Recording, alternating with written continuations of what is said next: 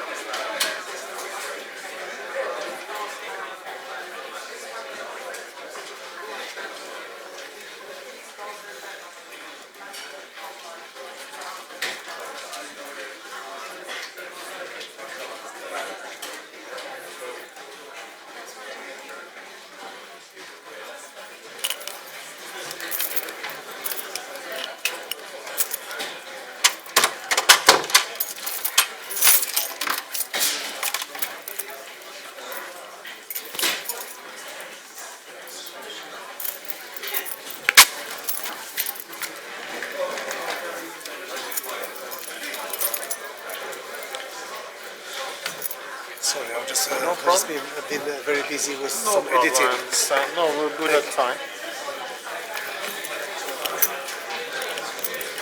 Last time it was okay? Everything was Yeah, good? everything was good. Good, good. The only thing is that I need to lower the volume of the mic. It's too loud. You want me to? Okay. So when I hear it in the recording, it's Yeah. it's very loud. Okay.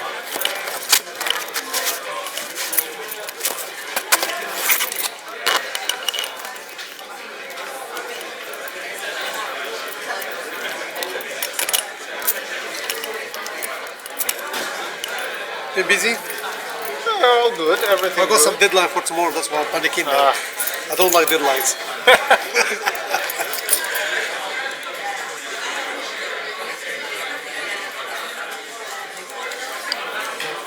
One, two, one, two, one, two. Testing. One, two, two. If you could, One, two, one, it's two, too one, high two. here. You know, it goes One, to red. two, one, two, one, two, one, two, one, two. Testing. How one. do you adjust it? And I adjust it from the back. From the back. Yeah, yeah. We have a. Yeah, Inside we have It goes to red, Yeah. and when I hear the recording, You can down. when you I put it down. when I speak here, You can- 1, 2, 3, yes, exact, but it still goes to red. 1, 2, 3, 1, 2, 3. Yeah, I think it's good right now. You can even lower it a bit. If you put it down here, put Here. it down. Exactly. Yeah. Where's the best that I can put it here? You have the. You don't have a belt. Usually we put them in the. That's it. Yeah. Help me with this. Okay. Make sure the. That's it.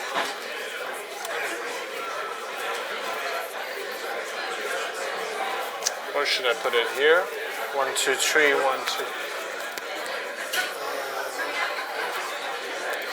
You can either put it down here, or So you can open this and put it there, otherwise here. You just put it down there. 1, 2, 3, 1, 2, 3, 1, 2, 3. No, okay. Hello, can they hear me? Yep. Can you hear me at the back? Hello, 1, 2, 3, 1, 2, 3, okay. Can we have a round of applause for Mohammed, please? Thank you. Kind people. Thank you very much. Welcome back, everyone.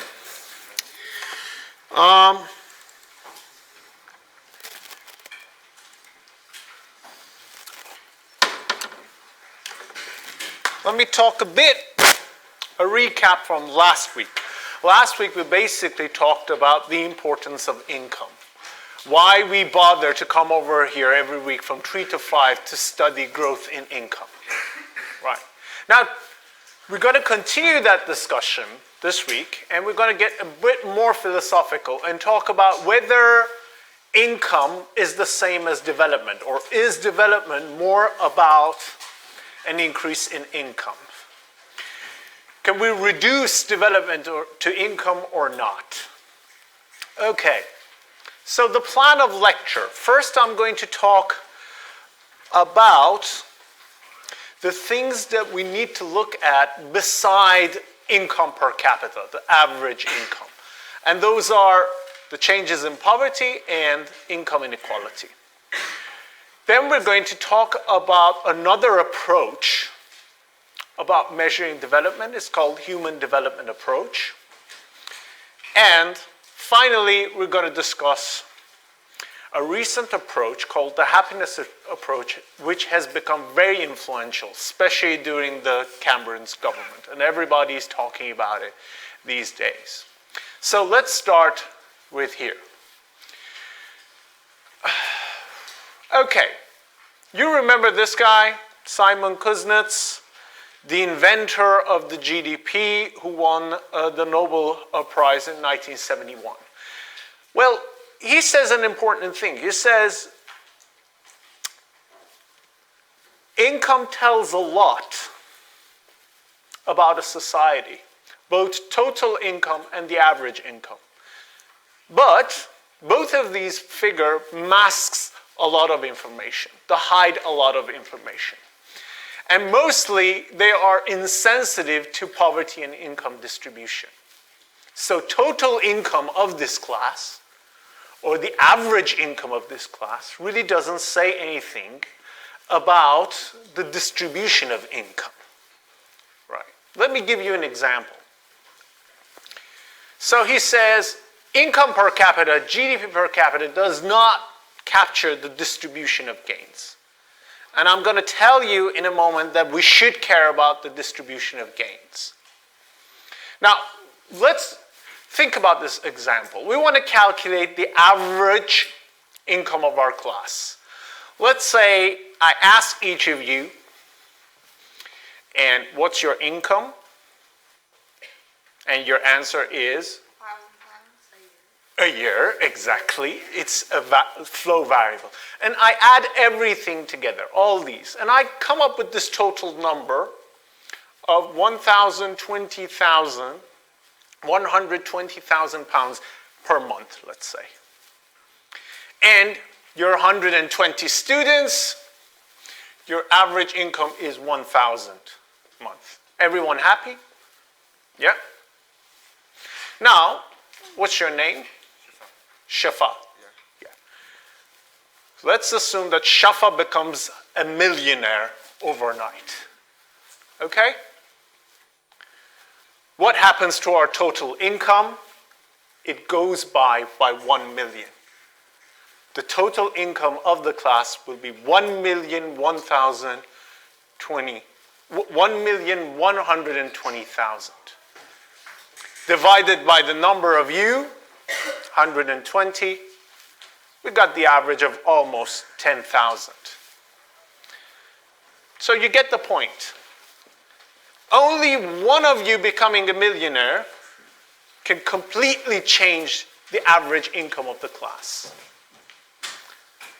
Can increase the average income from 1,000 to 10,000. So this tells you that the average doesn't really say anything about the distribution of gains, right? Imagine, let me give you another example. Imagine each of you have 1,000 pounds per month, okay?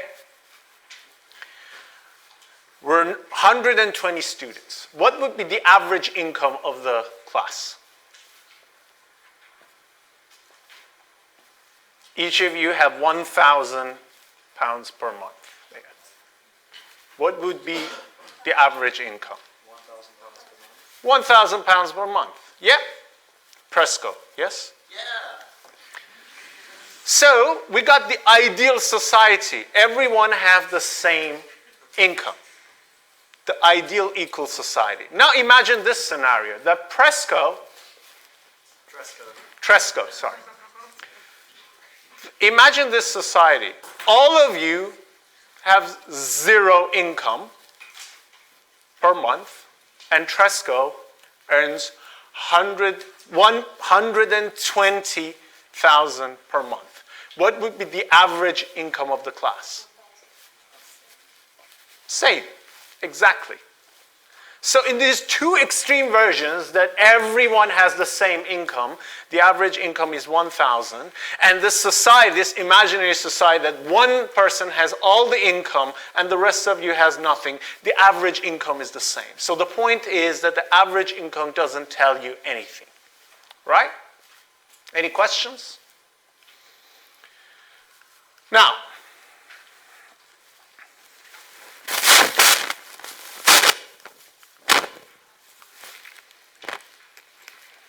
when can we realize this? When there is a big gap between the median and the average income. What do we mean by median? Raise of hands. Yes? What do you mean by middle?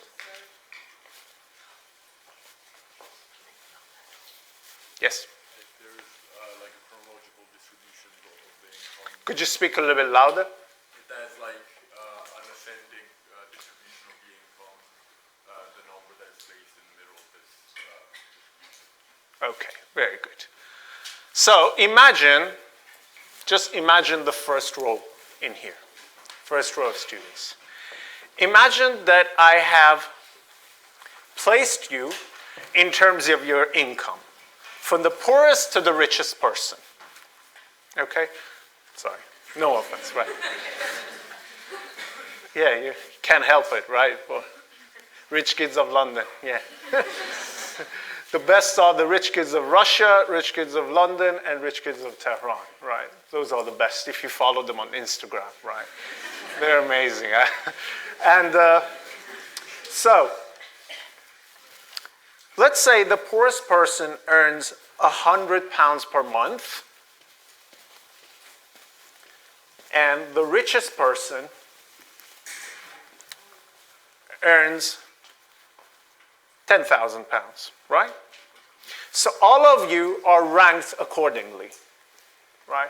From the poorest to the richest, 1,000, 10,000.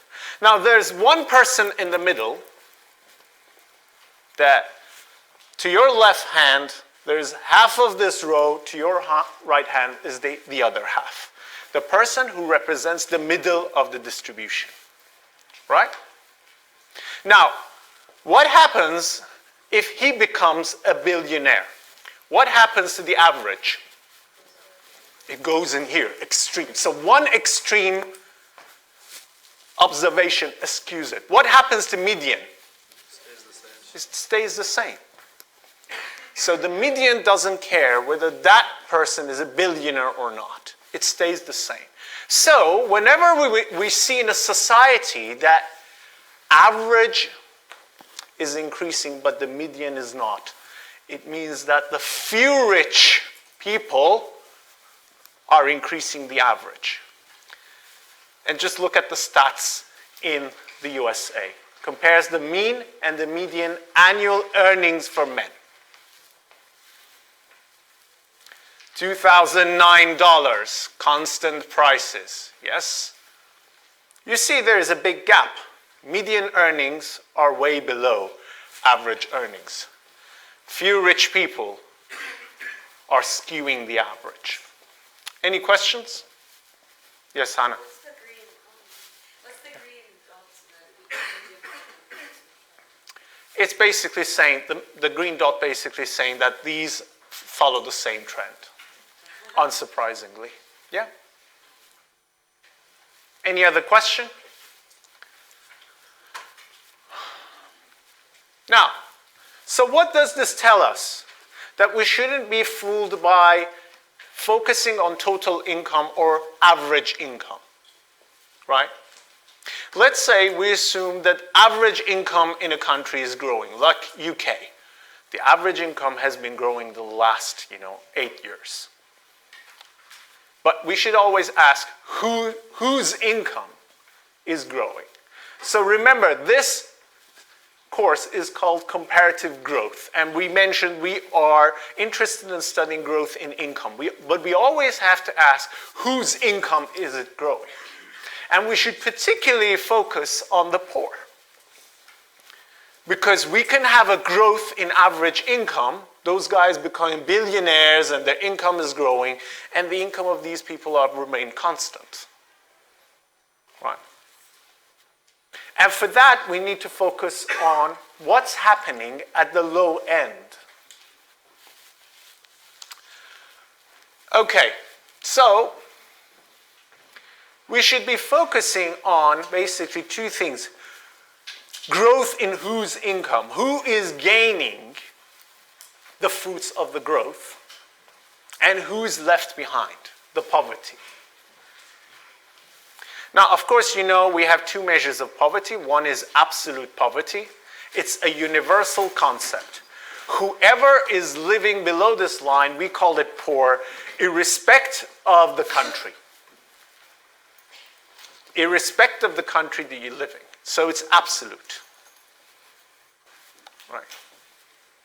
And that line is anyone who's living on less than $1, almost $2 per day on PPP rate. And we know that reduction of poverty has been one of the main goals of Millennium Development Goals. And it's still the first goal in the Sustainable Development Goal. Do you know the first goal of Sustainable Development Goals? Anyone? About poverty? Yes? Completely eliminate extreme poverty. Very good. Yes, you had a question. the $1.25 Yeah. value, is that a market exchange rate? No. It's always purchasing power. So then why did it say $1.94? Very good. Why did it increase? This measure used to be 125, let's say 10 years ago. Now it has increased to 190. Why? Can anyone answer that? Yes? Inflation, exactly. Inflation in the US, you have to take account of that. So in a way, think about this. Think that $1.90 today has the same purchasing power of $1.20 10 years ago. Yep. It buys the same basket of goods that we consider minimum of subsistence. Now, of course, the other one is relative poverty. We always have relative poverty unless everyone has the same income. So we think about relative poverty as people who have lagged behind in any society. We can have relative poverty in Switzerland or in Sweden. And usually, who was our median? Sorry, what was your name? Hasnat. Hassan. Sorry? Hasnat. Hasnat. Yeah. Hasnat, imagine he has the median income, roughly, usually in rich countries, half of your income, people living below half of your income are considered as relative poor. This is the same in Switzerland, in the rich countries. Okay. And then we're going to talk about income inequality in a moment. Now,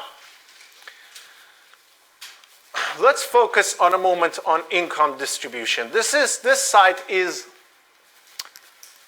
a treasure. It's a gold mine. Gap mine. You're gonna use it in your course a lot. So let's find it. I go to the Google, just type Gapminder, just Gapminder, and you have it here. Unveiling the beauty of statistics. Got the Gapminder site, go to the Gapminder world. Sorry, I need to go to the income distribution. We'll get back to this in a moment.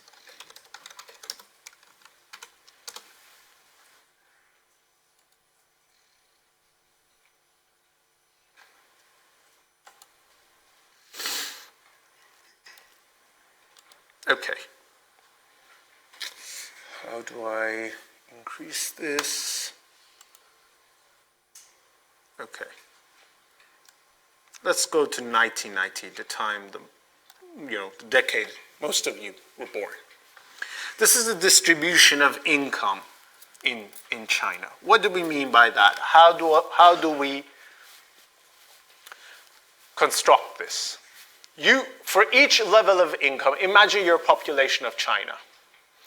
I go out and say, how many people are earning $100 per year? I go and ask you, I find no one.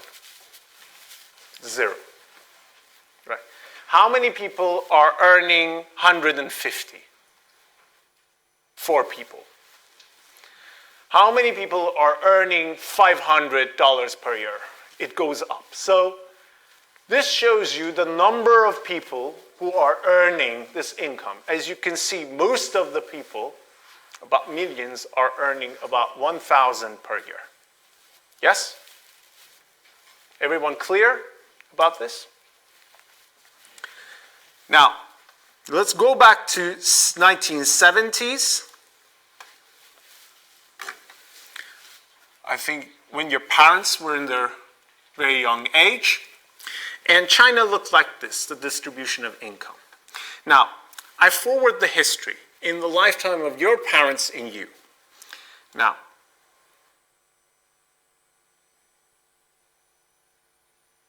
question, what has been happening to the poverty in China?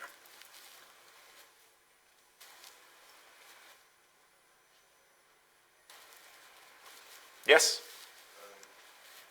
As absolute poverty diminished and relative poverty slightly actually quite large increase. Very good. First of all, we have to ask, which poverty are we talking about? Let's say absolute poverty, you said it decreases. Why?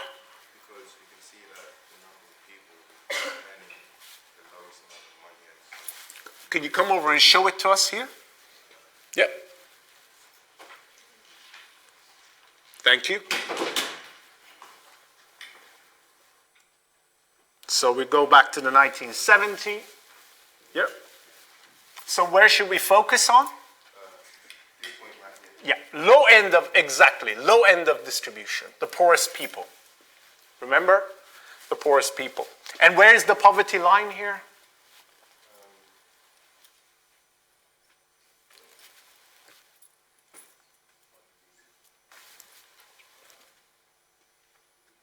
Yeah, why exactly, roughly? Because it was £1.90 per day. Yeah.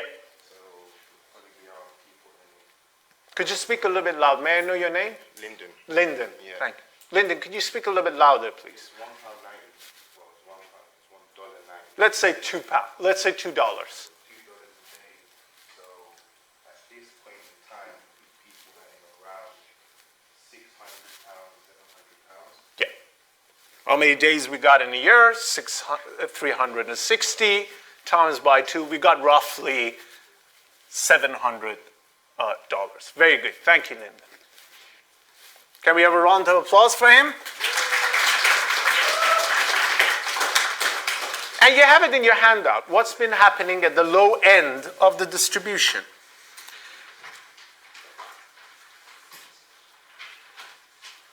Yeah. don't see almost, if you look at your handouts, do we have,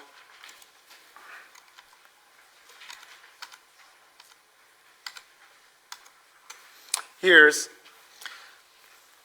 the $1 per day line, if you can see. And this is the distribution in time. You can see it has been shifting to right. And today, this is the pink line, a very low percentage of people live below poverty line in China. Absolute poverty. This should be, according to today's figure, it should be 700, while this figure is not updated. It's $500 per year.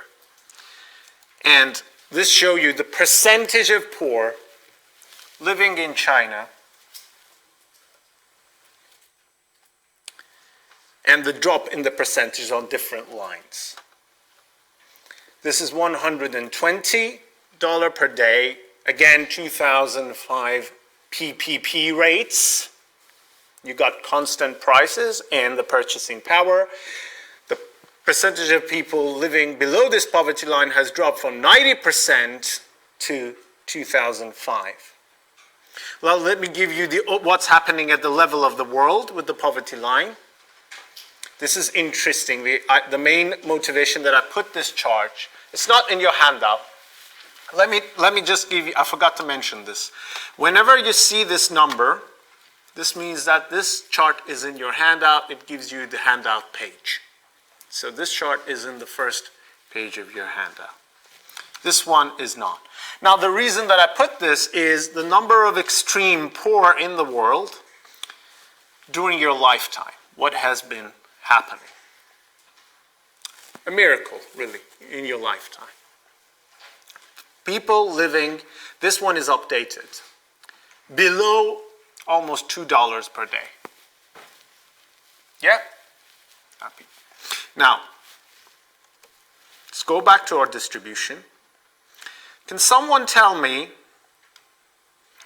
what has been happening to the income inequality in China? You can discuss this with the person next to you, okay? 1 minute. What has been happening? And more importantly, I don't want, 1 second. Hello, just 1 second. I don't want yes and no questions, is why. If yes, why? If no, why?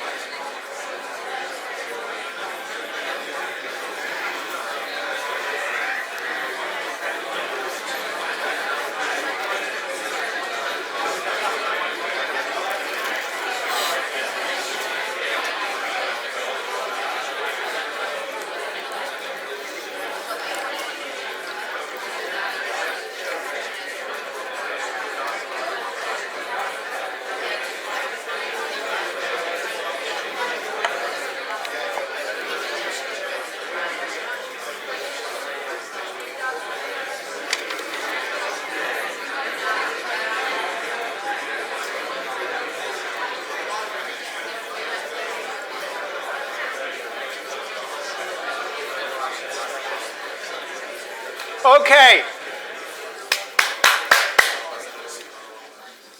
May I have a raise of hands for the answer? Who has the answer? Raise of hands. Okay, let's put it this way. Who thinks the income inequality is increasing? Who thinks it's decreasing? Who think it has remained constant? You think it's decreasing? Yes? Who thinks it has remained constant? Or this graph doesn't tell us anything about income distribution? Okay. Again, increases. Why? Yes? Because the difference between the highest income and the lowest income has increased. The difference between, can you show it here? Sorry. Yes, please. Pleasure. Thank you. May I know your name? David. David. Lyndon, yes?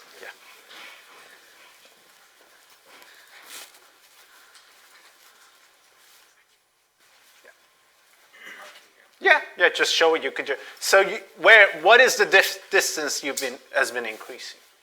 Pardon? This distance. Ah, okay. The distance between the poorest and the richest. Yeah. Let's see.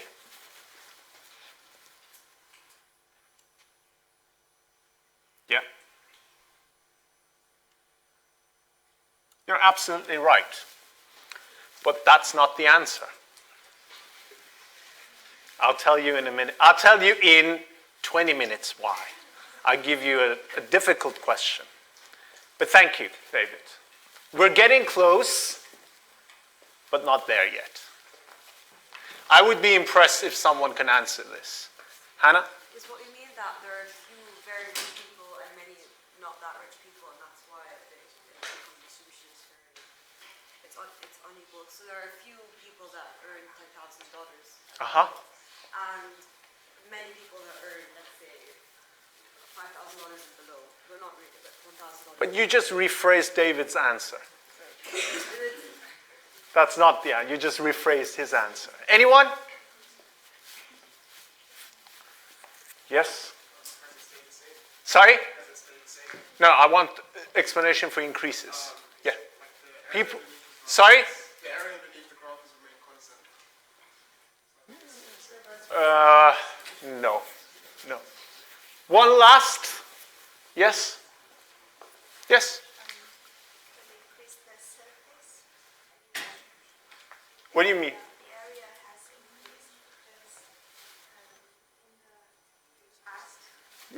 Sorry. Yes? Could you speak a little bit louder, please?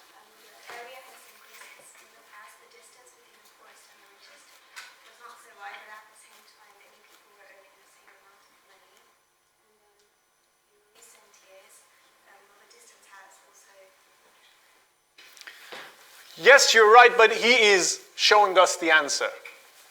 Yeah, you're showing us the answer. Yeah. Yeah, you were showing the answer to the person next to you. Is it because the graph keeps going, like, it's from a proper curve, it's gone down and more towards the right, and so there are less amount of people earning more amount of money? All of you are close, but not close enough. You don't get fooled by the difference between the extremes. Okay? Look at the overall shape of a graph. Range of incomes here from low to high. An equal society, more equal society, and no options. The incomes are not spread. Most of the incomes are not spread. So you get a distribution like this. Yeah? As the spread of income in most of the people increases, you get something like this.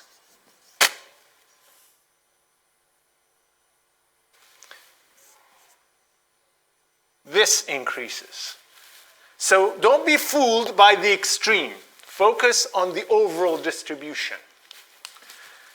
Let's go back to the 1970s. The bulk of people, majority of the population, were living in a tiny range of income. Right? Forget about the extremes. Then, we got a hump in here. The big gap here, a big gap here, among a large percentage of the population, right? So these humps didn't exist. Let's go back, right? They didn't exist. They appeared. People got rich. You got a new middle class growing out of poverty. And you got the extreme poor becoming middle class. We're not concerned about rich Chinese that we see in the Westfield shopping, right? We're not concerned. These are not the engines of development. The engines of development are here, these guys. Right? So, always focus on the shape of the distribution. If it's getting away from a normal shape, that means income inequality is increasing. If it's getting close to a bell shape, that means income inequality is reducing, right? Any questions? Okay. Now,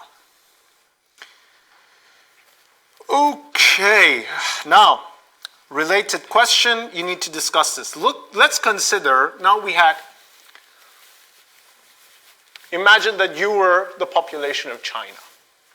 Now, I cramp all the countries together in this class. From all the nationalities, I put them here. And I call it the country of the world. And I ask each of the 7 billion their income level. And I find out the distribution of income at the world level. Yep.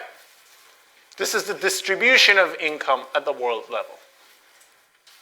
Rich, super rich, mainly in Western countries, Chinese middle class, Indian middle class, upper middle class, many emerging economy here, and mostly sub-Saharan African countries. Now, discuss this in 1 minute. What has been happening to the income inequality at the world level? You got 1 minute to discuss this with the person next to you.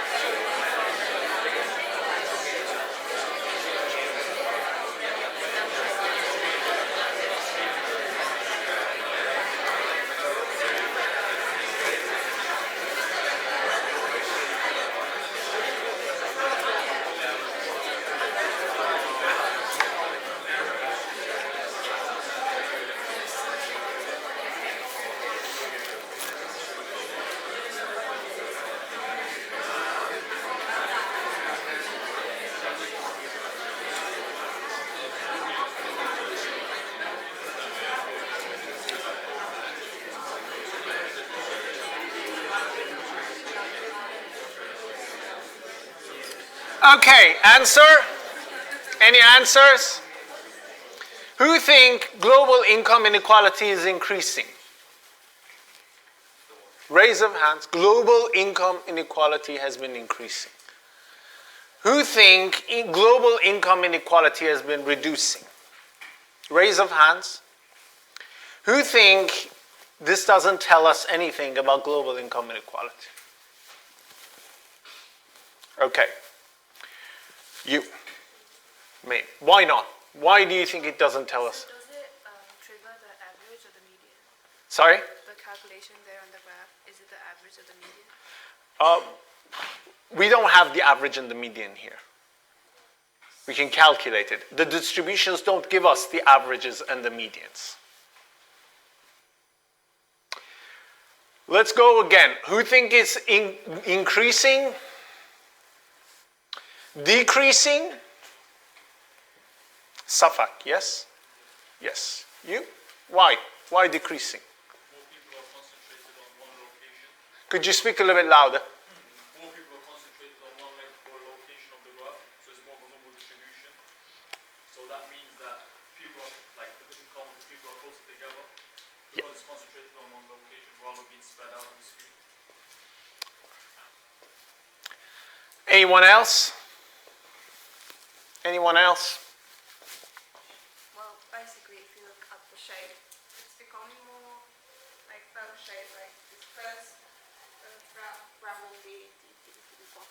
What's your name? Kinga. Kinga. Kinga. Both of you are correct, but I prefer this answer, the shorter one. Thank you. So, the simple answer is that the overall shape of a curve is becoming like a normal, right? And imagine the world of 1970s, the world of your parents was very divided.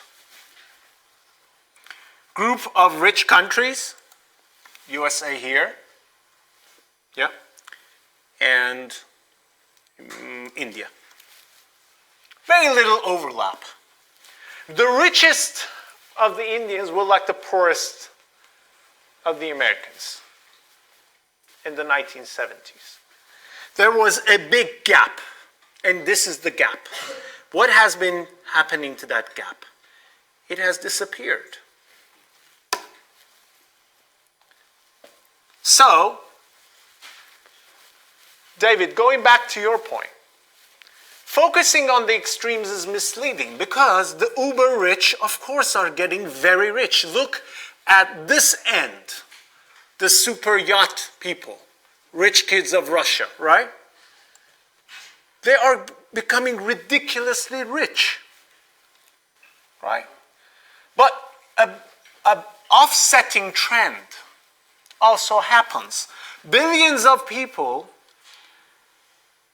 in China and India, these guys, a lot of population, large numbers, have become richer. So this is one of those ironies. Global income inequality at the world level is decreasing. Within rich countries is increasing. Yes, within rich countries, these guys, the financiers, are becoming richer and they are increasing their distance from the average person. But in the scale of the world, this gets offset by a lot of people coming out of poverty. And let me give you an interesting country. Well, let's go back to world. Brazil. Anyone from Brazil here? Okay. I hope you don't get embarrassed, but anyway. Look at it. Brazil has, let's compare it with USA and Nigeria. No, not Nigeria. This is actually good. Brazil is such an unequal country. Its richest have a middle lifestyle of a middle-class American. Their poorest are like the poorest in China. So a lot of variation. By the way, you can do all these things with the Gapminder income distribution. I was impressed, thank you. Okay, now, quick point about, let's going back to our point about poverty.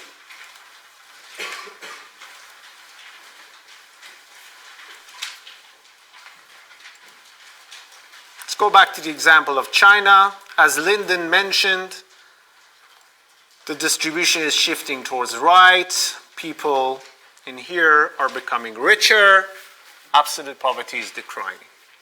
So the average growth in income has benefited these guys as well. Basically, we have two forms of reducing the poverty, reducing the income of these guys. First one is redistribution. We take away income from the richest and give it to these guys. Right? This doesn't require an increase in income. I just tax you and give it to the person at the other end. And your income can stay the same every year. Zero growth of the economy. But still we reduce poverty by simply redistributing. Getting money from this guy and giving it to them. But the most effective way of poverty alleviation in history has been growth. The income increases. We cannot think, I think, of any society that has managed to eliminate poverty without growth. No society has managed to eliminate poverty without growth. So then again, this is why you need to study growth. So, an important part to remember is this. Growth can help us reduce poverty. However, growth is not a sufficient factor for poverty reduction. What do I mean by this? Growth is not a sufficient factor for poverty reduction. Yes? Is it there's other factors? Sorry? There's other factors to reduce poverty? Yes?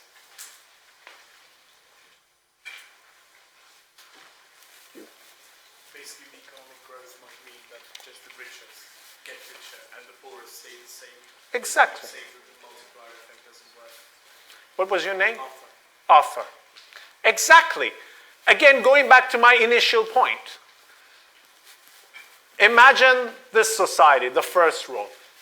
The income of all of you stays the same, and the income of these guys grow by 10% per year. Right? The total income is increasing. The income average is increasing. But this is just because of these guys getting richer. So the benefits of the growth does not trickle down. We have growth just because the rich are getting richer. The growth is not inclusive. This is what I mean that it's not sufficient. That means every time that you see a growth, it doesn't mean that the poverty will reduce. However, if you want to reduce poverty, you need growth. That means growth is a necessary factor, but not a sufficient factor for poverty reduction.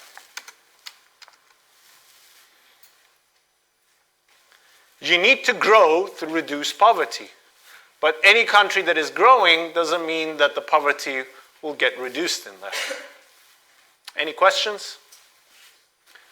So you need to have pro-poor growth, inclusive growth. Okay, we'll talk about income inequality, which is my favorite part, and we'll have a break. Any questions?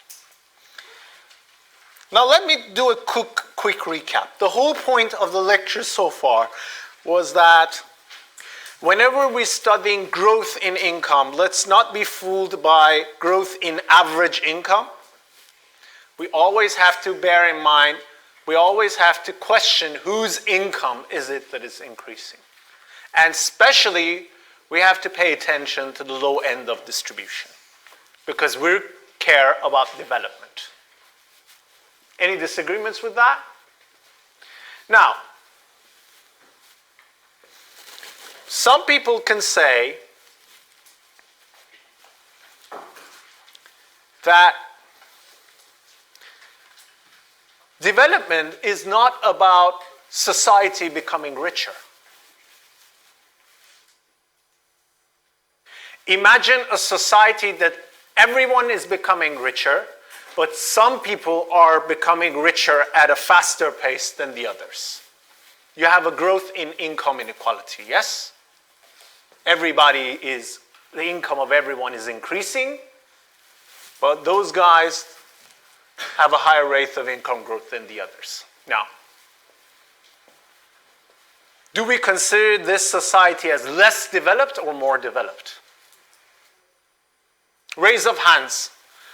Do you think as society, raise of hands, if you think that we just need to focus on people getting richer?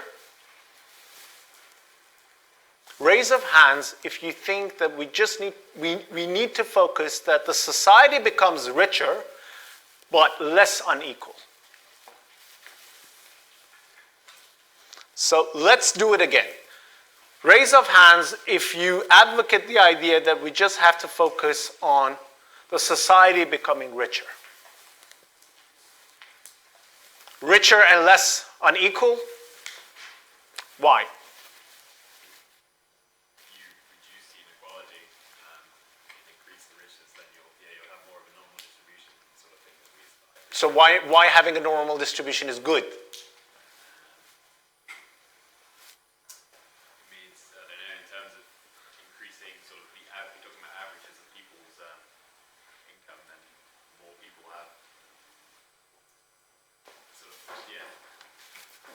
You didn't answer my question yet. Raise of hands. Why? If there are people getting richer, but there are still some people that don't have access to education, healthcare. Education and healthcare. Very good. So development. Sorry? That's not development. That's not development. Let's assume that everybody has access to minimum of education and health. Do you think we still have to care about inequality? Raise of hands if you say yes. Why? No. You. Sorry. If you've got people, obviously, to okay, so if you want more growth as a result of development, then everyone needs to be more equal, because otherwise you have a group of people who don't have the ability to buy a lot, and so it slows down the development. Well, you didn't answer the question. In a way, you said more inequality leads to lower growth. Let me ask this. Why higher inequality in of itself is bad? You just said inequality is bad because of its consequences. It lowers growth. Well, let's assume it lowers growth. You didn't answer the question. Why inequality is bad in of itself? Well, I believe that inequality sort of propagates the Conflict conflict between people. between people. Okay, why? Well, there's a part which is being jealous of the other person. Okay, keeping up with the Joneses, yeah? Even if they have the minimum. Even if they have the minimum. Minimum of survival or Minimum of a car, of a suburban lifestyle. You got your DVD, Netflix. But you don't have a yacht like them, okay? So there's a big gap. yeah, some may aspire to have these things, and that puts themselves in a lower state of happiness. Low state of happiness, exactly. May I know your name? I keep forgetting your name, sorry. Jonathan. Exactly. One set of people argue that these guys don't measure their standard of living according to their past. These guys measure the standard of living in comparison with the richest. So it doesn't matter that your lifestyle is becoming better. If you're falling behind relative to your neighbors, you feel bad. Very good. So the argument is very utilitarian, that inequality reduces the happiness. Although the standard of living of these people are improving, because of the gap, they're feeling worse. Well, there's another, I would argue, more powerful defense. Yes? Any given quantity of money increases the standard of living of a poor person more than it increases the rich person. Like if you have a rich person and a poor person, because development, you want to increase the quality of life of the citizens of the country. So if you give a poor person $1, it will increase their quality of life more than if you give a rich person $1. So like if you keep... I just need to change one word. Happiness, right? If I take $1 from this super rich billionaire and give it to the poorest person, of course, this poorest person derives more utility than $1, more happiness from comparing to him. So by just redistributing money from these guys and giving it to them, I can increase their happiness, right?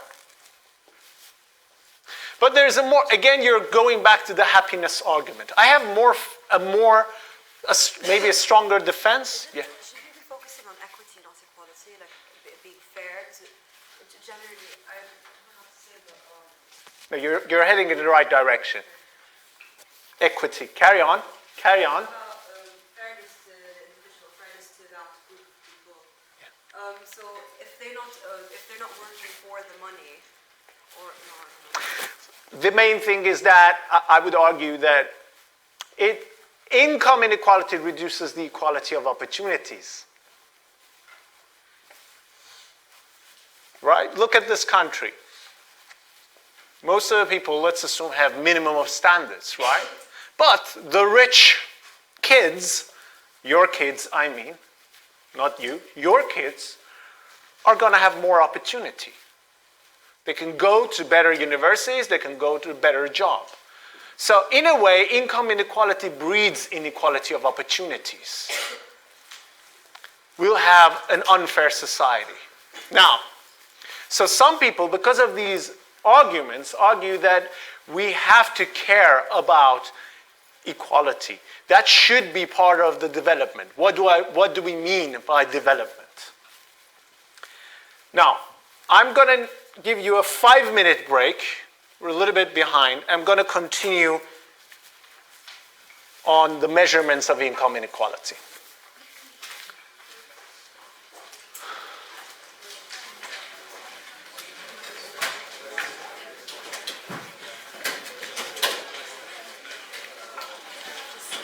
Start with your next slide. 5 minutes, okay? In 5 minutes. Email today. Sorry? We received an email today that the tutorials were shifted. Yeah, that doesn't concern me. The faculty deals with all the tutorials. I have no idea. Yeah, no idea about.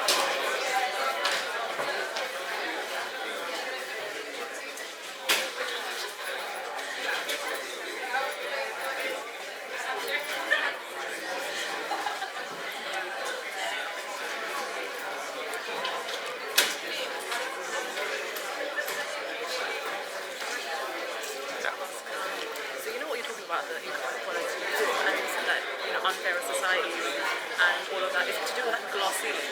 So even though they might have the, you know, the ambition to go and work, because of the income inequality they have from home and at school. Can you hear me? Yeah, a little bit louder, please. Okay, so as you know, you're talking about income inequality, how inequality breeds more inequality. No, income inequality breeds inequality of opportunities. So it's a glass ceiling.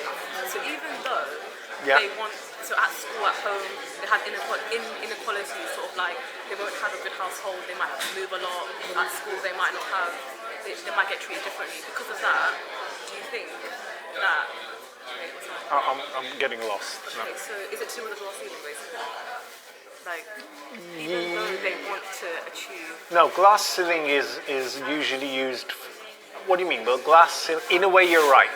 So, I don't know, I'm trying to, I know it's in my head, but I can't see. Yeah, you're in a way. Look, it's about lack of opportunities. Glass ceiling is a lack of opportunities, Yeah, so even. right? It's a discrimination, right? Yeah, so is that. So you're right. In a way, these overlap these issues. So if they want, okay, so let's say okay, you're rich and I'm poor, right? Yeah. We go to the same school, but because you have more opportunities, as in you have. No, the exact. We don't go to the same No, we universities. can because Yeah. let's say I don't have Yeah. enough money, I can't buy textbooks, or I can't get the best tuition. Exactly. But you Yeah. can. So Exactly. you could go get a job like. Yeah. Merit-based, I'll become more qualified, then you and I get a better chance of getting a job. Exactly like how it is in this So country. if I say it like that, is it still right? Sorry? If I say it as in the way I said it, is it still right? It is still right. Yeah, exactly. The trouble is that the richest have more opportunity, can create more opportunities for the themselves. children Yeah, and for themselves.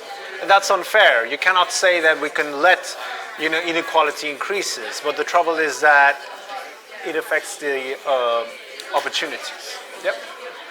Yes. I wanted to ask, it might be stupid. Could you speak a little bit louder? Sorry, Please? I Yeah. wanted to ask, it might be a bit stupid, but I was thinking if there is inequality, wouldn't that, like people would work harder because they want to Yeah. be happier, so Yeah. wouldn't that lead to... Yeah, absolutely. You could have argued that. You didn't raise your hand. Yeah. So bell-shaped means less inequality? Yeah. Okay. Okay, let's get back. Let's get going.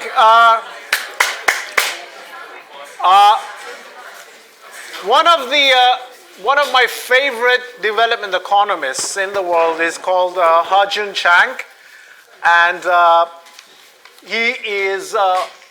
We're going to talk. You're going to read a lot from him in your course. And interestingly, he is a very funny, very engaging lecturer, and he's coming over to SOAS in 2 weeks' time. You can go behind the mic. Yep. Hello. Okay, so people are still coming in. I'm sorry, I'm taking 5 minutes of your lecture to present this event. We're going to have it on the 17th of October. If you haven't heard of Hajun Chang by now, you'll probably You should. read him in the next few weeks. So yeah, he's one of the biggest development economists, and so the SOAS Open Economics Forum, which you're welcome to join, is a society, and we're trying to promote plurality in economics, democratizing economics, because economics is a subject that is often considered an elitist subject. So yeah, what we're trying to do is getting non-economists and economists to talk about economic issues. So yeah, on the 17th of October, Hajun Chang will be presenting the chapter 4 of his book, Economics, a User's Guide, where he talks about the importance of pluralism in economics. So I've tried handing out flyers. I don't know if everyone got one, but we wanted to give priority to first and second years for this event because it'll be in the Alumni Lecture Theatre in the new building, and we only have 110 places available. Unfortunately, I think it's going to be full. So the registration link, the Eventbrite link, is on the flyer. We have a Facebook event as well. We'll put the link up there in 2 days so that first years and second years have the time to register before everyone else does. Also, most of us in the Open Economics Forum are third years, and we're going to be leaving next year. So we need people to engage with the society, and we need organizers for next year. So if you're interested, come see us after the event. Thank you. On the 17th. Thank you.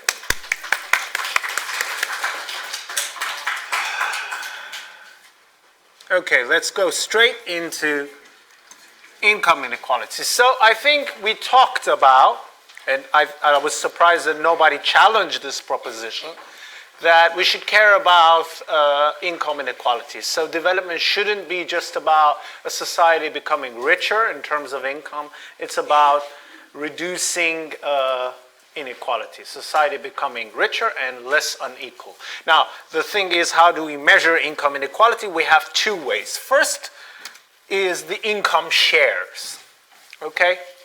What is the population? Oh.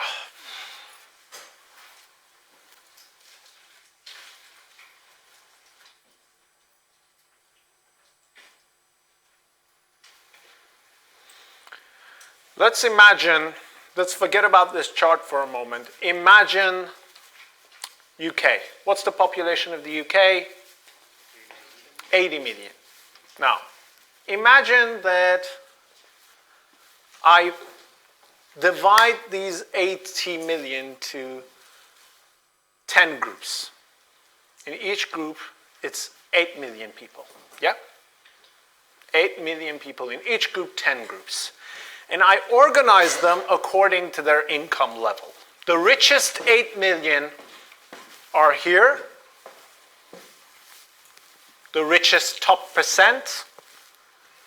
The second top percent, 10%. The third, 10%. Right. Fourth, fifth, sixth, 7, 8, 9, 10. From richest to the poorest. Okay?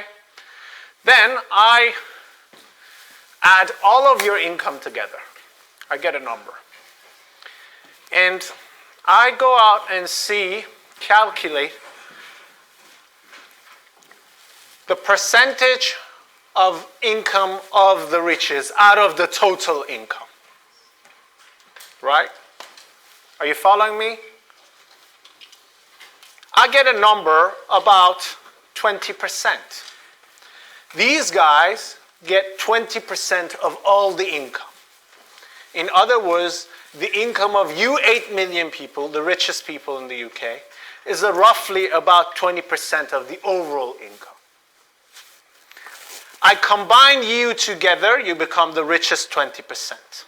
Now, one of the good measures is to compare the top 20% with the poorest 20%. These are the income shares. Now let's go to other countries. Colombia, extreme version of income inequality. The top 20% have about 60% of income. 60% of the income goes to the richest 20% in their society. Right? It's amazing. That means these guys, their income is more than the rest of the society combined together.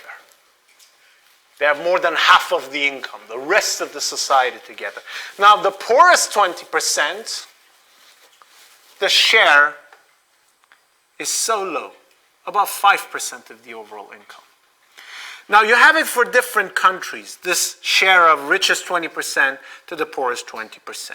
And as this gap reduces, you have more equal societies. Okay? Let's compare what is the income of richest 20% to the poorest 20%. So the poorest 20% in China have about 10% of the income. Yep? Following me?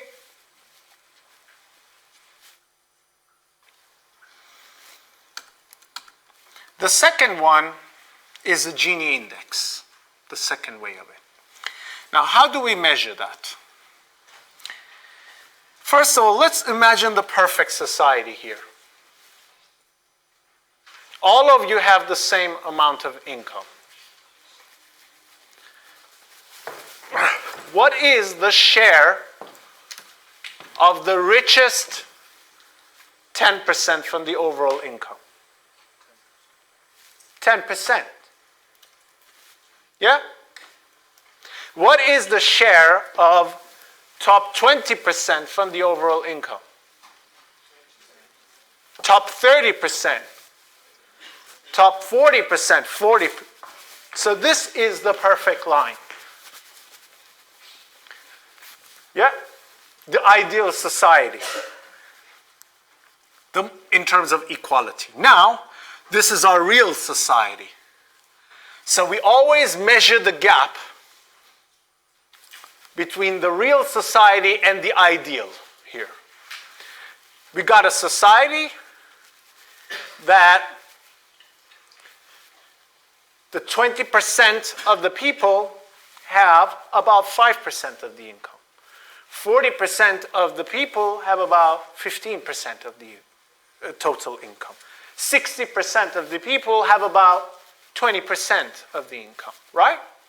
It's far from the ideal. This is the gap with the ideal. So we need to calculate this gap in order to give an idea how far we are from the perfect equal society. And the Lorentz curve, the Gini index, does that. It calculates this area, the gap, as a percentage of this total.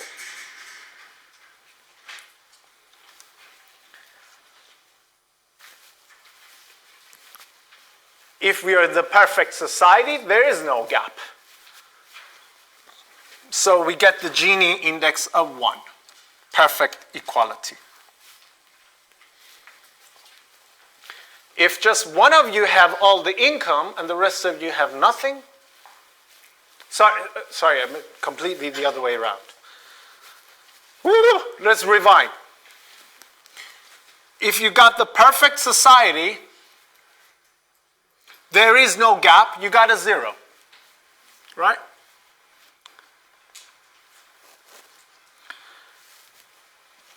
The most unequal society, when the one person has all the income, you get the Gini index of 1. So 0, perfect equality, 1, perfect inequality. Yes? Let me give you an idea about these Gini indexes. You have it in there. South Africa, one of the more unequal societies, Gini of 60%.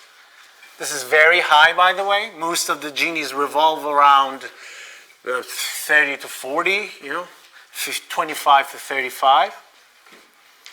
Again, very highly unequal society. Brazil, you remember. Nigeria, unequal. Norway, 26%, and you have in the middle. By the way,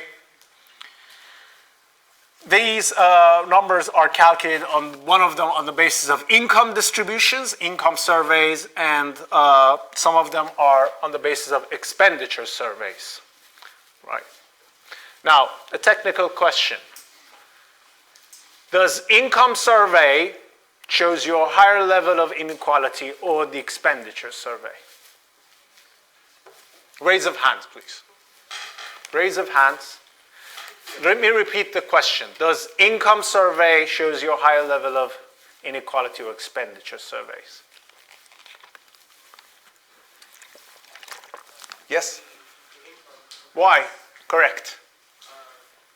It's the amount you get into your household per... Could you speak a little bit louder? It's the amount of money you get into your household per whatever their expenditure. The households can choose to save it instead of spending. And, very good, the richer save more than the poorest. This is why in income, the expenditure survey doesn't capture the real level of inequality. It understates the inequality. But if you do it, an income survey, it gets closer to reality. So imagine with the expenditure survey, you knock on the door of a super rich, they give you a high number of expenditures. But they are saving a lot more. If I ask their income, I get the total amount. But the expenditure, I get a fraction of that total amount. Yeah. So the expenditure surveys always understate the well-being and the standard of living of the rich. Yeah. Let's move on. A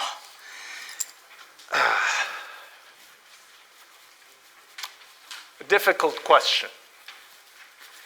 This graph, so let's just focus on Britain. This gives you the share of the income of top 10%. The top 8 million people in Britain. As you can see, from 1970, it has been increasing. Now it's about 40%. You guys, your income is equal to almost half of the total income in the UK. In other words, every $10 that you spend, for every 10 pounds you spend, 4 pounds of it will go to their pocket. Think about it in this way. Every 10 pounds you spend in a day, 4 pounds of it go to their pocket. Okay. Now, question. What is happening at the overall level of income inequality in the UK?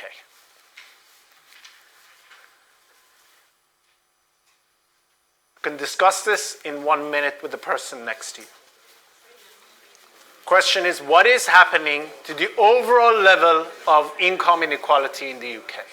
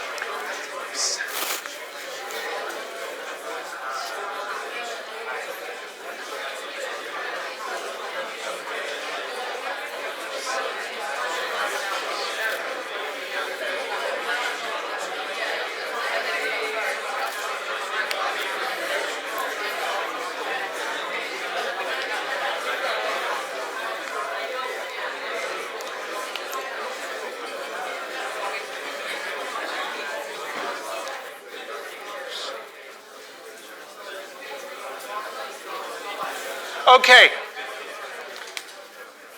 How many people think, raise of hands if you think that income inequality is increasing in the UK? Raise of hands. Raise of hands if you think income inequality is decreasing in the UK. Yes? Jonathan, do you think it's decreasing? Yes?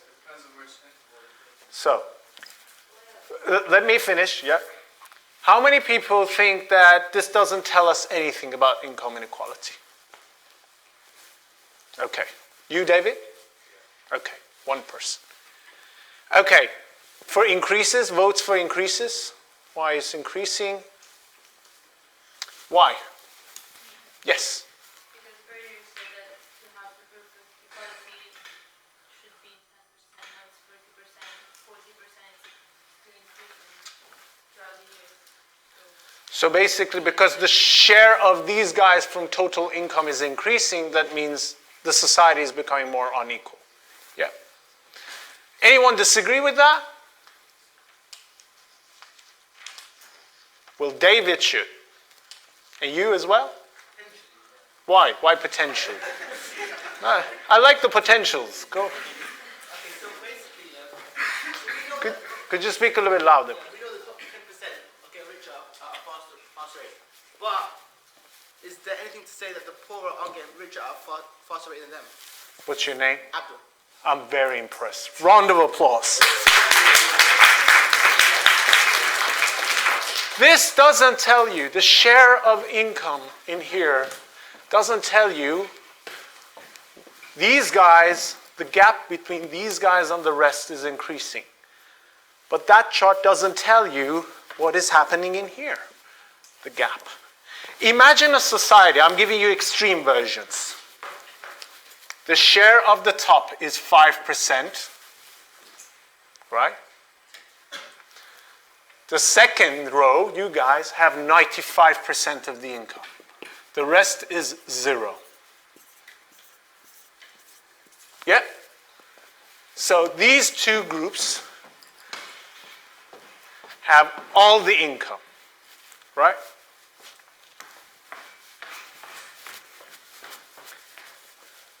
Compared to this society, 10%, and then the rest of the 90% is equally divided.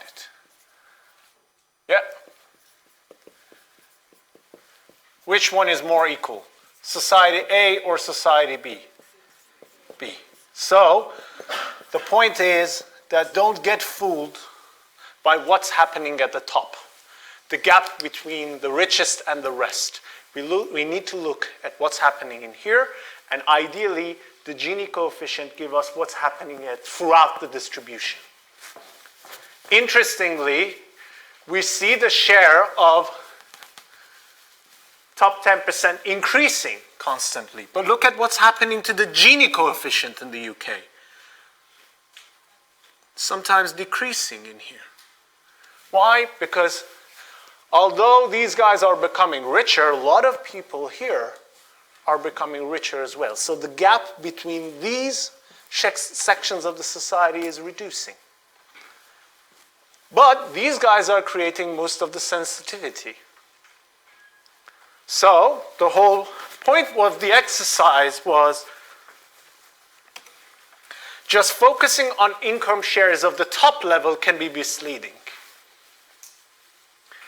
You need to focus on the Gini coefficient as well, because the Gini coefficient captures the inequality throughout the distribution.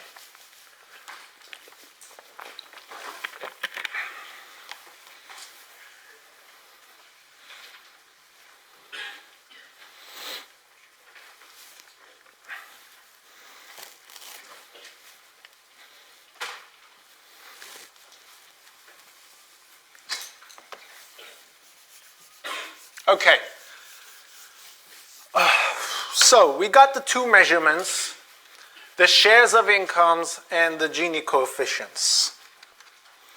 Let me go back to you to show the exact example in the world economy. This is what is exactly happening in the world economy. This tail is becoming rich at an enormous pace. But, as I said, this trend, the richest are becoming uber rich, is becoming offset by a lot of people in India and Bangladesh becoming richer. So the distribution in the world here is becoming more equal. But from here, between you guys and them, they are going far away. Interestingly, within these guys, within top 10%, top 10% of top 10%, that means top 1% of the society, you are becoming uber rich, even comparing to these guys. Even within top 10%, only few of you are becoming rich. Any questions? Okay, let's follow to, so we covered the first part of our lecture, and the second or the third will be very fast. So we basically talked about why should we care about income inequality and poverty.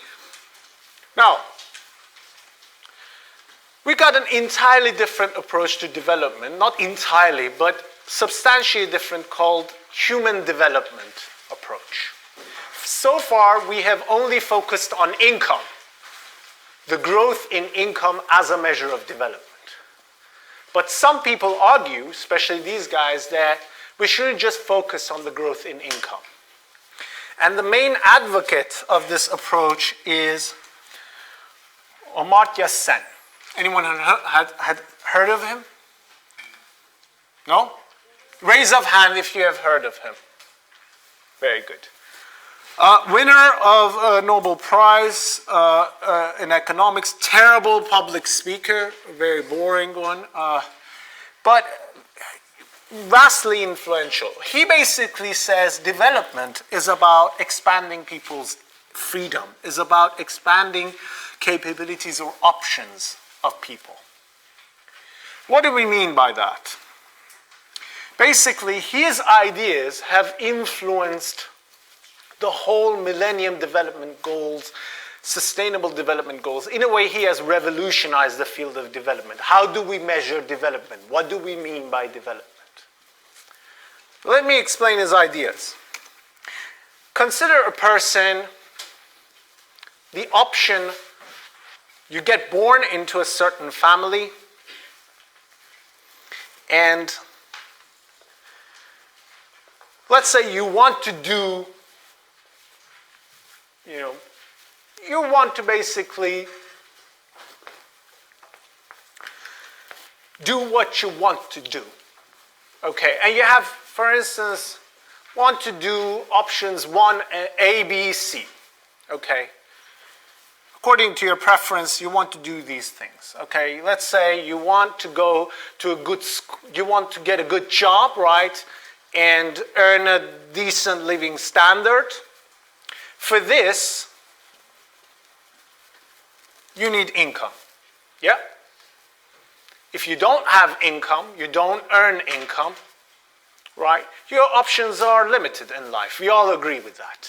If you're born in a poor family, you don't have an income, you don't have a lot of options. The environment dictates your options, removes a lot of your options. So, to increase your options, you need to increase income. Yeah? We agree with that. However, Sen says other things matter. Non-monetary factors matter as well. You need to have good access to education, good access to health. Then you'll be able to exercise a lot of options. The options increases. Okay? Now, the most important thing, this is the most important thing. He says these two factors are not correlated. That if you become rich, you don't get automatically access to better education and health. This is very important. Right? Higher income at the level of household, the higher income at the level of household does not necessarily translate to better access to education and health. These are not correlated. If they were, imagine if these were correlated, that if you become rich, you get better access to education and health, then we would only focus on income as a measure of development. Why bother about non-monetary factors? Because these factors are not correlated, there's a mismatch, we have to include these separately. Yes? Could you speak a little bit louder? No, yeah. Could you speak a little bit louder? In the US, you can't access healthcare in private schools or income. Okay. I show by the data that they're not correlated. Give me a few seconds, okay? I prove you wrong. Look at the data here. Health. Let's focus on whether more income necessarily leads to better health outcomes. You have it in here, this chart. This maps the changes in life expectancy, health, in these countries in the last 5 decades and the change in the growth of GDP per capita. Consider Lesotho. The income per capita of Lesotho has been increasing, but the life expectancy has been actually decreasing. So the improvements in income have not translated to improvement in healthcare. Again here, a very high rate of growth for Botswana, but it hasn't translated to life expectancy. You have the other way around. Here it's a good example. Negative rate of growth, that means income per capita has been declining, but life expectancy has actually increased. So these are not correlated. And Amartya Sen says that we have to take these measures into account. So development is that you become rich, we need that, but we need to make sure that you gain better access to education and health. We cannot just focus on income. More examples. Just compare these same 2 countries, Sri Lanka and Angola. Same level of income per capita almost, large difference in life expectancy. Large difference. That means money cannot buy you necessary good health. Countries with same level of income have very different outcomes in education and health. So these are 2 separate areas. You cannot say that we just focus on increasing income, the education and health will take care of itself. Another example, well, we have more examples here. Let's go to Gapminder World.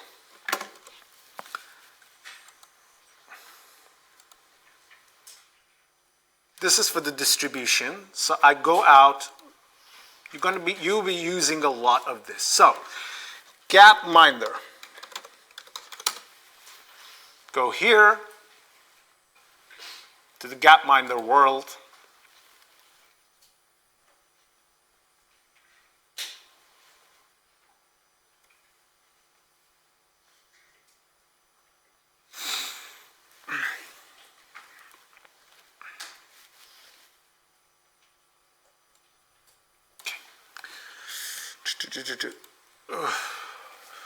How do I, yeah, okay.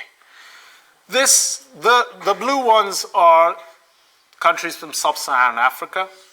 The size, so each dot is a country, Nigeria, India, China, and as you can guess, the size of the circle is the size of population.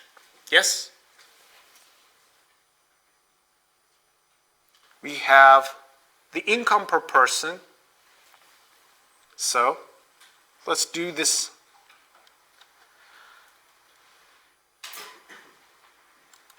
Nigeria and Bangladesh. What's the income per capita of Nigeria?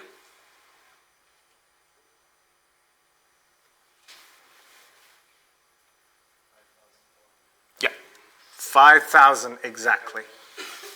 It's here. The income per capita of Nigeria, $5,000.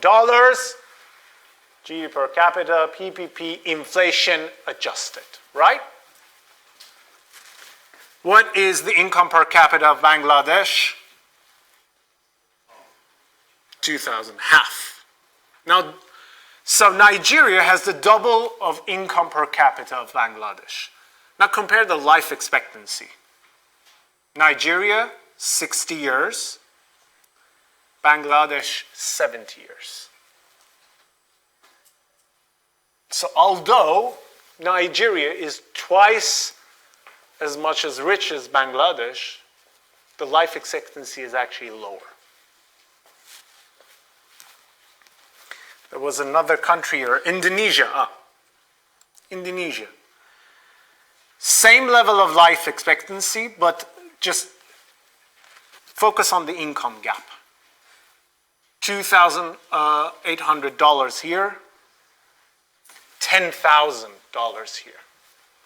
So, although Indonesia is 5 times richer than Bangladesh, they have the same life expectancy. Yeah? Let's do the exact exercise with child mortality. We just focus here. We change this to child mortality. Another indicator of health.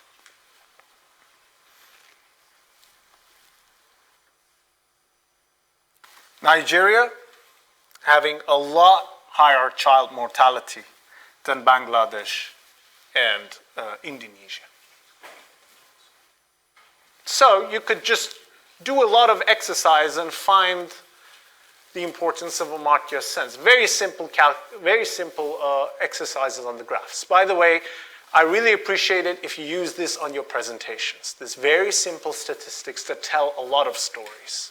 Yes? So earlier you said that household income doesn't affect access to education and health, but is your point instead that average income doesn't? Could you speak a little bit louder? Earlier you said your point is that household income doesn't affect access to education and health, but is it not instead average, so GDP per capita? Yeah. Yeah. Because obviously, so Nigeria and Bangladesh has a lower inequality level. Yeah. So then you could say that because it's going to more poorer people, you're getting better access to education and health. Whereas in Nigeria, the inequality is higher. So then more of it is being more concentrated into the higher decimal. Well, let's forget about, you know what? When you have this much of big gap between a country, that a country is 5 times richer than the other, and they have the same life expectancy, it's got nothing to do with income inequality. May I finish? It's got nothing, you cannot explain it with inequality, right? So no level of inequality can explain this gap. There's a lot. The difference between Nigeria and Bangladesh as of 2012 was, I think, 0.15 in the Gini coefficient, so that's quite a big difference. And I feel like that kind of difference could explain the difference in. Yeah, but then again, the point is that if you become richer in income, even, may I finish? Yeah, and I'm answering. So you need to remain silent. Yep. Even for the poor, if we focus on this area, we see that as their income is growing, the life expectancy is not improving necessarily. We have it with education. Just think about it. You can imagine a lot of poor areas that are growing at a faster rate, but they don't have good access to education. Why? Because having a good access to education needs good policy making at the level of government. So it doesn't matter that if the village is becoming richer, they have to do a lot of things, right? They have to do, the community have to lobby the government to provide them good access to education. And this doesn't happen automatically. You know, the community becomes rich, therefore they can lobby and get better access to education and health. So there is a big gap. You should also have a focus from the other side, that the policymakers say that it's not enough that these guys are becoming rich, we have to provide them access to education and health. Okay, so his whole point was this: we need to widen our idea about development, and hence the Human Development Index. So we cannot just focus on income per person, we have to focus separately on life expectancy and educational attainment. Bear in mind, Amartya Sen didn't say that we have to throw GDP away, income doesn't matter. He didn't say that. He says we have to complement it. The access to education and health are not correlated with income. Becoming rich in terms of income doesn't translate automatically to better life expectancy and educational attainment. So Human Development Index takes account of all these. Recently, they have put even income inequality.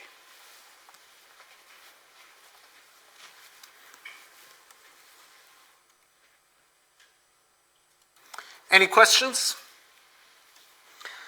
Let's look at some Human Development Index, the improvements. Remember that these numbers themselves do not tell you anything, okay?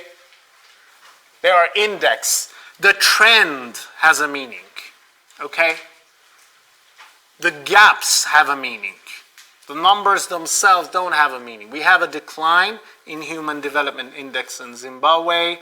East Asian countries have been tremendous. South Asia, Sub-Saharan Africa, and the OECD. Of course, these are between 0 to 100%. So the Human Development Index of an average OECD country is about 90%. Here, 40%. Here, about 15%. Again, you have the GNI, the income per capita, ranking in terms of richness in income per capita and ranking in terms of HDI. Again, you see a discrepancy, a big discrepancy. That is why this index is useful, right? So if we take into account, if we just focus on income, Norway is the 7th best country in the world. But if you also take into account the role of education and health, it becomes the best. You have the other way around, that a country that is, again, Singapore is very rich in terms of income, not very good in terms of HDI. A big gap. It's very interesting here with Georgia. You got a country which is very good in terms of HDI, but not very good in terms of income per capita, in terms of ranking. Yep.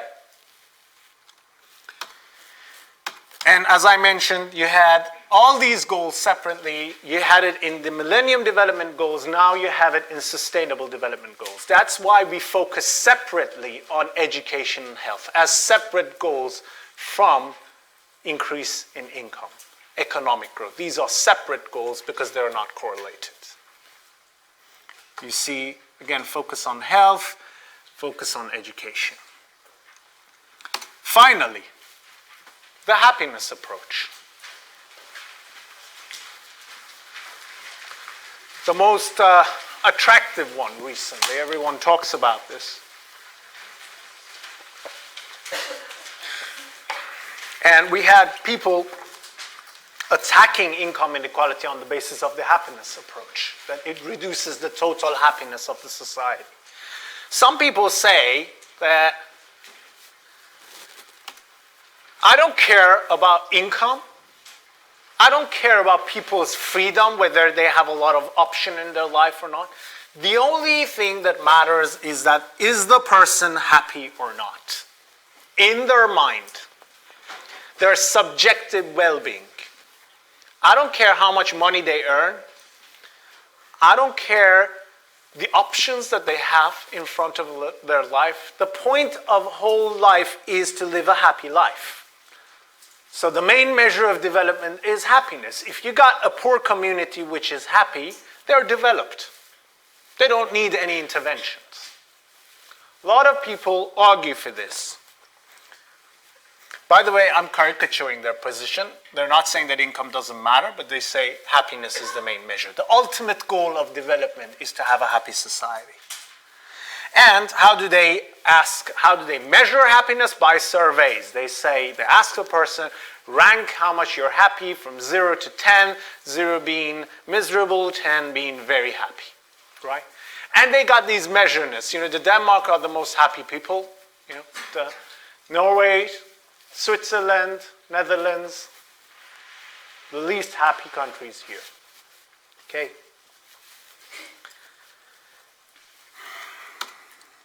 However, the main issue is that whether increase in income relates to happiness or not.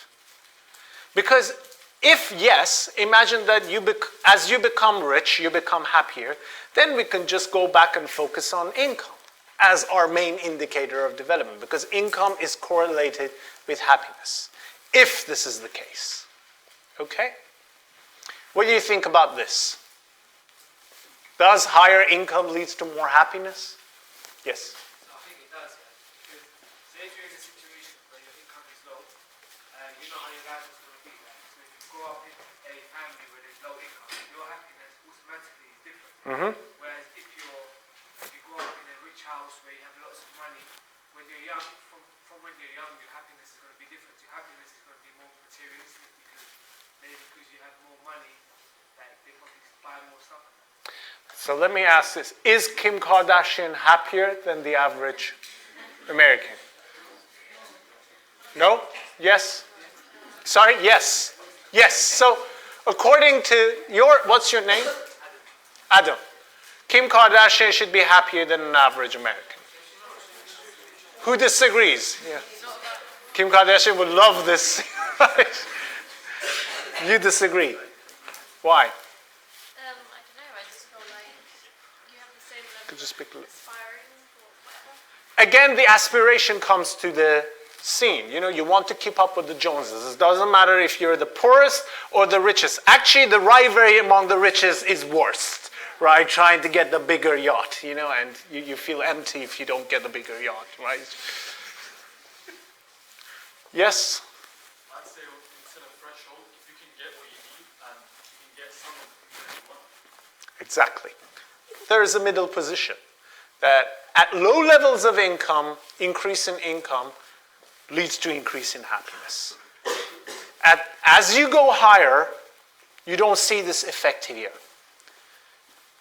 You know, people becoming richer, their happiness doesn't increase. We call this Easterly paradox in rich countries. Easterly paradox. GDP per head of the US is increasing, but look at their happiness. It's declining. We're talking about a rich country here. Why this can happen? People call it treadmill effect. Treadmill effect, that you get used to your good condition of life. You take it for granted. You know, I'm coming from Iran, and during the past 40 years, you had a tremendous improvement in income, education, you know, health and all that, and during these past 40 years, people have constantly think that their life is becoming worse day by day. They're becoming less and less happy. This has been the situation, right? It's the average, you know, dinner discussion, you know, when you're having food, you know, how things are becoming worse every year. Right. Yes, Sana? It's also that Could you speak loud? if working hours are going up and the quality of life is going down, even though you're getting income, so it doesn't necessarily mean that your happiness is going up if your income is up. Well, what if you're a workaholic person?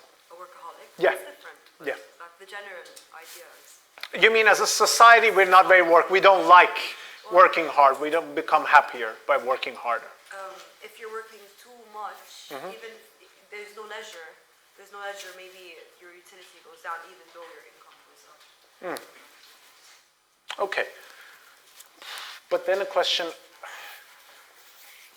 maybe you can have a poor society that doesn't have leisure, but they're happy. Well, that's different then, yeah. Yeah? That's why I'm measuring that. Yes?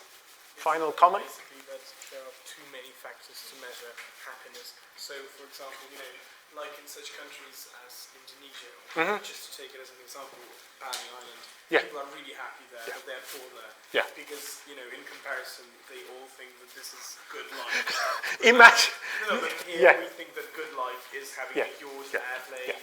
I don't know. Now the trouble with that analysis is that let's move Kim Kardashian to that society, okay? And I'm a public policymaker, and I want to increase the total happiness of that society. Kim Kardashian should be the priority of my policy, right? Because she's the saddest, basically. That is the problem. That is the trouble with this approach. You know, the poor can get used to their condition and, you know, say we're happy. And the richest can be very sad. So if you want to increase the happiness, the target of the public policy should be the rich. It's very counterintuitive, right? And we cannot deny access to the poor on the basis that they're having a happy life. And there's another problem, which is not philosophical. It's a measurement problem. How do we measure happiness? You know, I wake up and I say, I'm the happy person. And 1 minute later, I feel sad. You know, how do we measure? There's a big measurement problem in that. While in income and education and health, there's less problem of measurement. We can come up with objective ideas. There, I'm just curious to measure the subjective well-being, the state of mind. This is very difficult. However, as Safak mentioned, we see a good correlation between happiness and income at low levels of income in poor countries. So in poor countries, as people become richer, they become happier. So this means that even if you're a utilitarian, you think that happiness is the ultimate objective, you still need to focus on increasing income. You need to study comparative growth in Asia and Africa. So the whole point of these two sessions, to conclude, is that studying income growth matters. The takeaway note of your first two sessions is that studying income growth matters. Development is much more about growth in income. We cannot reduce development to growth in income, but it is a very important component. We cannot neglect it. Material well-being is still an important factor. So let me summarize. Now, first of all, we're interested in studying growth in this course. We always have to bear this in mind. Whose income is it growing? And particularly, we need to pay good attention to the low end of distribution. Sometimes we can have growth, but it's not pro-poor, it's not inclusive. Yeah?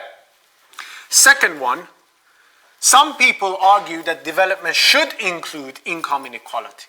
So development is not about the society becoming richer, it's also about society becoming less unequal.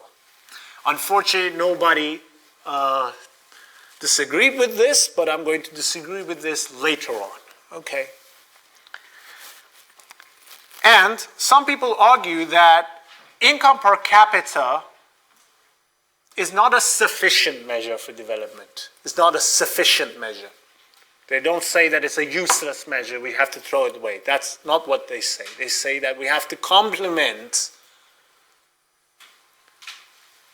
growth in income with other measures of development, measures of education and health, and come up with an index called Human Development Index.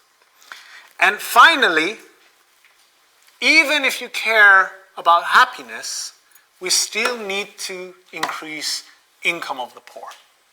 So the takeaway note of all this is that it is very important to study growth in income. Thank you.